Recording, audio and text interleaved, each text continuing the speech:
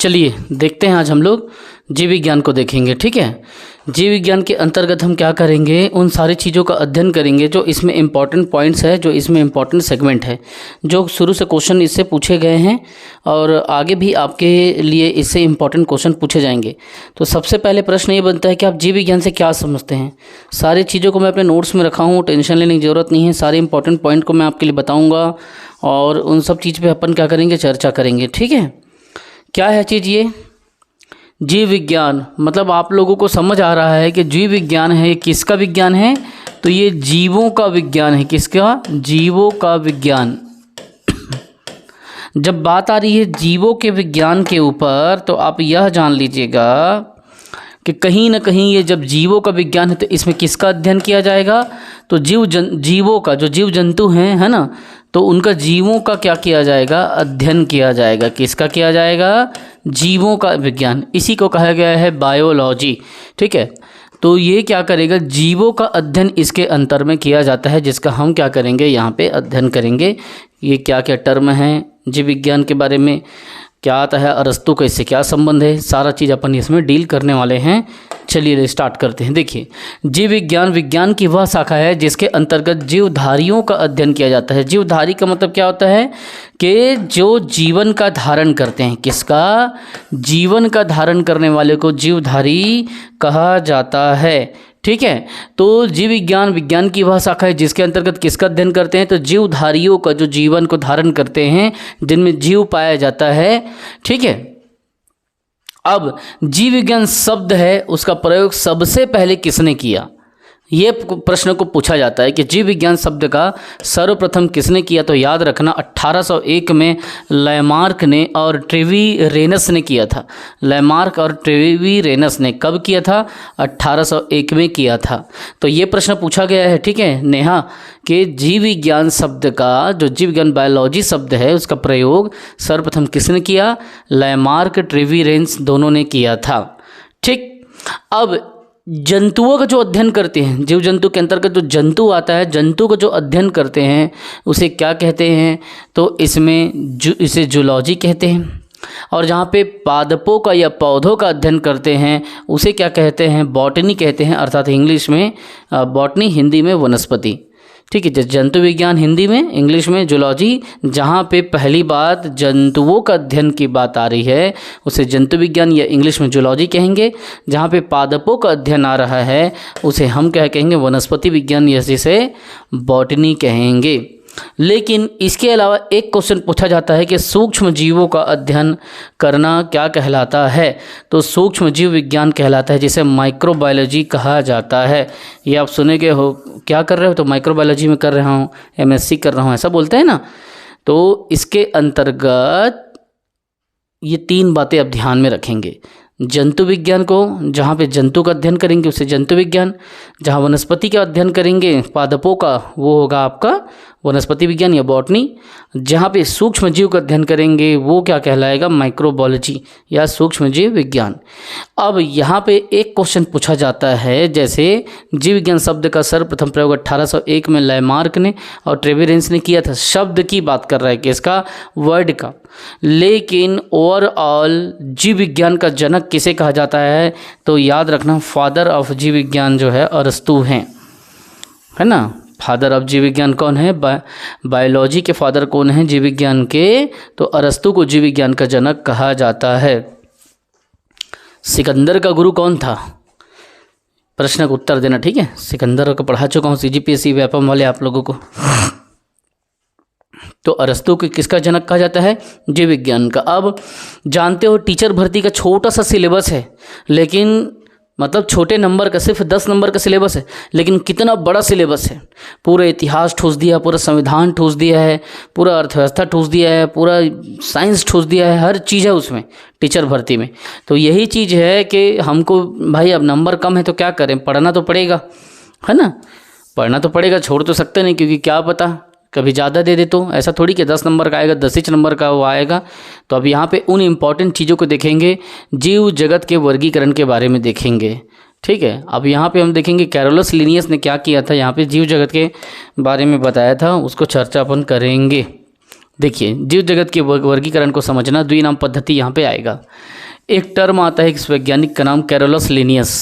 इन्होंने किस पद्धति का प्रतिपादन किया था? तो द्विनाम पद्धति का प्रतिपादन किया था। क्या नाम? द्विनाम। इस पे क्या होता है, किसी भी जीव का वैज्ञानिक नाम वंश जाति से मिल करके बनता है। कोई भी जीव का जो नाम होता है ना, वो वैज्ञानिक नाम जो होता है वो वंश से और जाति से मिलकर बनता है। जब अपन कहते हैं होमो सेपियंस, तो उसमें वंश और जाति दोनों का सम्मिश्रण होता है, वही होता है उसका वैज्ञानिक नाम। ठीक है, साइंटिफिक नेम। जैसे आम का है मैग्नीफेरा इंडिका, वैसे ही आपसे पूछा जाएगा कि इसके द्विनाम पद्धति के प्रतिपादक कौन हैं? आप लेंगे कैरोलस लिनियस। इसमें क्या होता है, किसी भी जीव का जो वैज्ञानिक नाम है किन चीज़ों से मिलकर बनता है पूछेगा। एक वंश लेना, दूसरा जाति लेना। ठीक है, और उदाहरण के लिए आप आम का मैग्नीफेरा इंडिका को दे देना, या आप होमो सेपियंस का दे देना, या मेढक का दे देना, और राना टिग्रीना। क्या? राना टिग्रीना। ठीक, तो इसमें होता क्या है, एक वंश होता है और एक जाति होता है, उसी से मिल करके जो बनता है वो होता है वैज्ञानिक नाम होता है। कहाँ से पता चला कैरोलस लिनियस के इस पद्धति के बारे में, है ना? तो याद रखना, इनके किताब है, कौन सा इसका बुक का नाम, और उसी में ही क्या कहा गया, उसी के बाद से इसको आधुनिक वर्गीकरण का पिता कहा गया है ना? कैसे? देखिए, इनकी पुस्तक है सिस्टेमा नेचुरी। क्या? सिस्टेमा नेचुरी। लिनियस की, कैरोलस लिनियस की किताब है कि उस किताब का नाम है सिस्टेमा नेचुरी। इसमें जीवधारियों को क्या किया है, पादप और जंतु दो जगत में बांट दिया है। एक जगत है पादप, दूसरा जगत है जंतु। इन दो जगत में क्या किया, इन्होंने बांट दिया है। इसीलिए ही जब उस किताब में उन्होंने जीव जंतुओं को क्या किया, दो भागों में बांटा जब ना, तो जीवधारियों को पादप और जंतु में बांटने के बाद में हमको पता चला कि दो भागों में इन्होंने तोड़ा है, इसलिए इसको आधुनिक वर्गीकरण का पिता कहा गया, क्योंकि वर्गीकृत कर दिया। पादपों को अलग, जीव जंतुओं को अलग, मतलब पेड़ पौधा अलग, और जानवर जंतु मनुष्य मानव सब, ठीक है, अलग। इसीलिए आधुनिक वर्गीकरण का पिता कहा गया है। ठीक, अब एक क्वेश्चन आता है कि 5 जगतों में किसने बांटा जीवों को? तो एक टर्म आता है R.H. व्हीटेकर। क्योंकि देखिए जीव विज्ञान में ये सब क्वेश्चन पूछे गए हैं, इसीलिए मैं यहाँ पे बता रहा हूँ। सबसे पहले आधुनिक वर्गीकरण का पिता बोलेगा, कैरोलस लिनियस को आपको लेना है। ठीक, किस किताब में? सिस्टेमा नेचुरी। लेकिन उसके अलावा आधुनिक वर्गीकरण के पिता के अलावा 1969 की घटना है, R.H. व्हीटेकर। इसने सारे जीवों को 5 जगतों में बांटा। पहला जगत मोनोरा, दूसरा प्रोटिस्टा, तीसरा फंजाई, चौथा प्लांटी, और पांचवा एनिमेलिया। ये 5 भागों में बांटा। किसने बांटा? व्हीटेकर बंधु ने बांटा।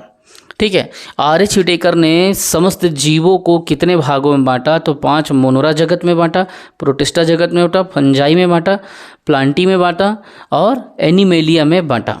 अब अपन क्या करेंगे, मोनोरा जगत के बारे में चर्चा करेंगे, फिर प्रोटिस्टा को देखेंगे, एक एक चीज़ों को लेकर के चलेंगे, क्योंकि ये क्वेश्चन को हालांकि इसके अंतर्गत से नहीं पूछा जाएगा, लेकिन उदाहरण के लिए मोनोरा का पूछा जाता है कि जीवाणु किसके अंतर्गत आते हैं, तो व्हीटेकर के मोनोरा के अंतर्गत आते हैं। अब 5 जगत में बांटा है, तो अपन देखेंगे पहला जगत कौन सा, मोनेरा देखेंगे। ठीक, व्हीटेकर के 1969 में जब इन्होंने बांटा था, तो पहले देखेंगे मोनेरा। मोनेरा को हम लोग इसको समझेंगे। इसमें क्या होता है, जीवों के संगठित केंद्रक तथा कोशिका के अंगों का इसमें अभाव होता है, मतलब कोशिका अंग नहीं होता। ठीक है, और जीवों का जो केंद्रक होता है वो भी नहीं पाया जाता। तो बस ये देखिएगा, उस परिभाषा को नहीं पूछा जाएगा मोनेरा में कौन सा चीज़ मोनेरा में आता है। जीवाणु आता है, बैक्टीरिया, है ना। नील हरित शैवाल, शैवाल आ जाते हैं पूरा आपका नील हरित, और माइकोप्लाज्मा। तो ये सबसे ज़्यादा इसमें पूछा गया है जीवाणु को। जीवाणु किस जगत में आता है, याद रखना मोनेरा जगत में आता है। वी टेकर ने इसको मोनेरा में रखा है। दूसरा अपन जब देखें इसके अलावा तो दूसरा आता है प्रोटिस्टा। प्रोटिस्टा इसमें होता क्या है, एक कोशिकीय यूकैरियोटिक जीव इसमें रखे जाते हैं। याद रखना कोशिका के दो प्रकार होते हैं, यूकैरियोटिक और प्रोकैरियोटिक। तो यहाँ पे किस जीव को रख रहा है, तो एक कोशिकीय मतलब यूकैरियोटिक जीव जिसमें यूकैरियोटिक कोशिका पाए जाते हैं, उन जीवों को रखा जाता है। ठीक है, तो याद रखना इसमें एक कोशिकीय अर्थात यूकैरियोटिक जीव को रखा जाता है। उदाहरण के लिए एक कोशिकीय शैवाल प्रोटोजोआ को दिमाग में आपको रखना, इसको पूछा गया है। और डायटम, तो प्रोटोजोआ किस जगत में आता है, तो प्रोटिस्टा जगत में आता है, क्योंकि इस जगत में एक कोशिकीय कहना चाहिए कि कोशिका देखने को मिलते हैं। ठीक है, जिसे यूकैरियोटिक कोशिका या जीव कहते हैं। उदाहरण क्या था, एक कोशिकीय शैवाल प्रोटोजोआ डायटम, इसको इस प्रोटिस्टा में रखा गया है। ठीक, तो ये दो हमने जगत जो है वी टेकर का देख लिया। तीसरा अब देखेंगे कवक के बारे में। तो पूछा जाएगा कि मशरूम क्या है, कवक है, फंजाई है, क्या है, आपको मतलब दिमाग वहाँ पे लगाना है। ठीक है, तो यहाँ पे आपको इसको देखना है। तीसरा जगत हम लोग देख रहे हैं अभी, ये है ना वी टेकर का कवक। तीसरा ये क्या होता है, विषमपोषी यूकैरियोटिक जीव होते हैं। समपोषी और विषमपोषी जानते हो ना तो ये क्या होते हैं, विषमपोषी यूकैरियोटिक जीव होते हैं। तो जो विषमपोषी है ना, वो होता क्या है, कवक। समझना, ये विषमपोषी यूकैरियोटिक प्रकार का जीव है। विषमपोषी वो होता है जो अपने भोजन के लिए दूसरे जीव जंतु पे आश्रित होते हैं। ठीक है, तो ये विषमपोषी यूकैरियोटिक कोशिकाओं के प्रकार का जीव होता है जो अपना भोजन दूसरे पे बनाते हैं, दूसरे के द्वारा बना करके ये अपने जीवन को चलाते हैं। इसीलिए विषमपोषी बोलो या कहना चाहिए कि दूसरे पे आश्रित होने वाले जीव आप बोल सकते हो।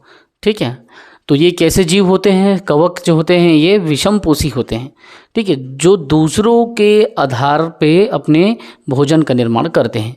और इसमें जो कोशिका पाई जाती है वो यूकैरियोटिक प्रकार की कोशिका होती है। ठीक है, तो इसकी कोशिका कैसी होती है, यूकैरियोटिक प्रकार की। इसकी कोशिका भित्ति किसकी बनी होती है, कवक की। याद रखना, इसको पूछा था, काइटिन की बनी होती है।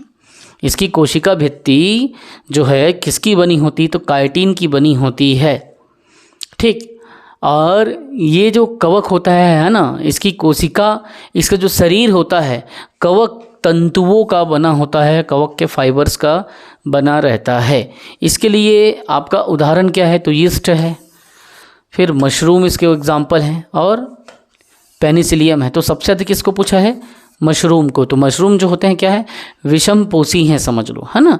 और किस प्रकार की कोशिका पाया जाता है इस कवक में, तो यूकैरियोटिक प्रकार की होती है, और इसकी कोशिका भित्ति काइटिन की बनी होती है। इसका शरीर कवक तंतुओं का बना होता है। जो एग्जाम्पल है यीस्ट, मशरूम और पेनिसिलियम। ठीक है, इसके एग्जाम्पल है। तो मशरूम को सबसे पूछा जाता है निम्न में से कवक कौन सा है, फिर वहाँ पे मशरूम रहेगा, वहाँ पे कहना चाहिए कि हरित लवक लिख देगा, वहाँ पे और कुछ लिख देगा, लेकिन आपको क्या लेना है, मशरूम को लेना है कवक के एग्जाम्पल में, ईस्ट, मशरूम और पेनिसिलियम। तो ये हो गया आपका कवक।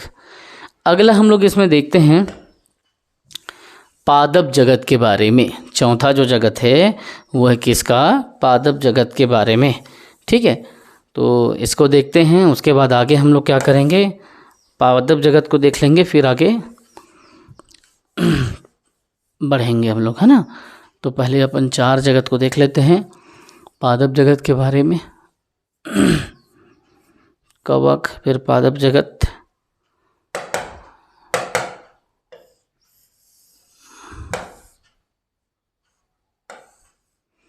देखिए पादप जगत के बारे में आप याद रखिएगा, ये भी कहना चाहिए कि आपके यूकैरियोटिक जीव इसमें होते हैं, परंतु इस जगत में जो कोशिका भित्ति होती है वो सेल्यूलोज, इस जगत में सेल्यूलोज की कोशिका भित्ति युक्त बहुकोशिकीय यूकैरियोटिक जीव पाए जाते हैं। यूकैरियोटिक जो जीव होता है कोशिका का एक प्रकार होता है जिसमें बहुकोशिकीय, मतलब उसके उत्तकों में बहुत ज़्यादा कहना चाहिए कोशिका का मात्रा देखने को मिलता है। तो इस जगत में सेल्यूलोज की कोशिका भित्ति युक्त बहुकोशिका, इसी को ध्यान में रखना है, बहुकोशिकीय यूकैरियोटिक जीव इसके अंतर्गत आते हैं। आपको पूछा जाएगा कि पादप जगत में कैसे जीव रखे जाते हैं, तो भाई उसमें बहुकोशिकीय मतलब ज़्यादा कोशिका वाले यूकैरियोटिक जीव को रखे जाते हैं। और ये प्रकाश का जब संश्लेषण करते हैं तो पर्णहरित या क्लोरोफिल कह दो का प्रयोग करते हैं। ठीक है, तो याद रखना पादप जगत के जो चीज़ें हैं वो एक तो बहुकोशिकीय वाले होते हैं और दूसरा प्रकाश संश्लेषण के लिए क्लोरोफिल पे क्या करते हैं, आश्रित रहते हैं। और इसमें क्या क्या चीज़ें आ जाता है, तो शैवाल आता है, शैवाल को थैलोफाइटा कह सकते हो, फिर ब्रायोफाइटा कह सकते हो, ये सभी पादपों के अंतर्गत आता है। टेरिडोफाइटा या अनावृत बीजी, ठीक, या आवृत बीजी, ये सभी इसके अंतर्गत आते हैं। तो इसमें पादप मतलब पौधा, आप सभी जान रहे हो, इस जगत में सेल्यूलोज की कोशिका भित्ति युक्त बहुकोशिका वाले जीव इसके अंतर्गत आते हैं। बहुकोशिकीय यूकैरियोटिक प्रकार के जीव, इस यूकैरियोटिक कोशिका के प्रकार में कोशिका की संख्या ज़्यादा होती है, बहुकोशिकीय मात्रा में पाया जाता है। ठीक है, और ये पादप जगत के अंतर्गत आते हैं। ये प्रकाश के संश्लेषण के लिए किस पे आश्रित रहते हैं, तो पर्णहरित या क्लोरोफिल, है ना, हरे पौधे पत्ते जब होते हैं देखे होंगे पौधे में, तो पर्णहरित क्लोरोफिल के लिए कहना चाहिए कि प्रयोग करते हैं और उसी से अपना भोजन ये बनाते हैं। तो ये चौथा हम लोग पादप जगत देख लिया। एग्जाम्पल पूछे तो थैलोफाइटा, ब्रायोफाइटा, टेरिडोफाइटा, अनावृत बीजी और आवृत बीजी, बस इतने में जाना है। एक क्वेश्चन आएगा, इसीलिए एकदम ज़्यादा मैं इसके अंदर में डिटेल में नहीं घुस रहा हूँ, सिर्फ एक क्वेश्चन आएगा बायोलॉजी का टीचरशिप के भर्ती में। ठीक है, इसीलिए एकदम से ज़्यादा मैं नहीं घुस रहा हूँ। ठीक, तो इतना आप पढ़िए, फिर अगली क्लास में इसके बारे में देखेंगे।